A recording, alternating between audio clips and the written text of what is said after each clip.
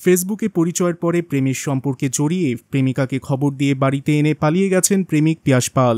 এরপর ভুক্তভোগী ওই নারী প্রেমিকের স্ত্রীর স্বীকৃতির দাবিতে অনশনে বসেছেন। রোববার ২৬ মে দুপুরে শরীয়তপুরের ভেদরগঞ্জ উপজেলার রামভদ্রপুর ইউনিয়নের কার্তিকপুর গ্রামের পালপাড়ায় এ ঘটনা ঘটে। ভুক্তভোগী ওই নারী ও স্থানীয় সূত্রে জানা যায়, প্রায় ১ বছর আগে কার্তিকপুর গ্রামের পালপাড়ার অরুণ পালের ছেলে পিয়াস পালের সঙ্গে সামাজিক যোগাযোগ মাধ্যম ফেসবুকে পরিচয় হয় গোসাইরহাট উপজেলার এক শিক্ষার্থীর। এরপর তাদের পরিচয় প্রেমের সম্পর্কে গড়ায়।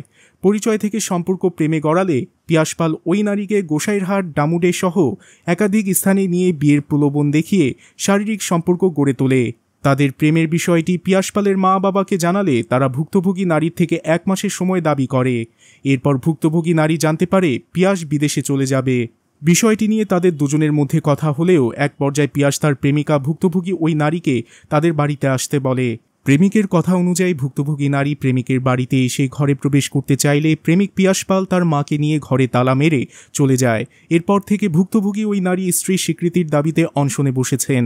এ বিষয়ে জানতে চাইলে ভুক্তভোগী ওই নারী বলেন, ফেসবুকে পরিচয়ের পর পিয়াস পাল আমাকে প্রেমের প্রস্তাব দিয়েছে। এরপর সম্পর্ক প্রেমে গড়ালে ডামুডে, গোসাইরহাট সহ বিভিন্ন স্থানে নিয়ে বিয়ের প্রলোভন দেখিয়ে আমার সাথে একাধিকবার শারীরিক সম্পর্ক করেছে। তার কথা মতো আমি পিয়াসের বাড়িতে এসেছি।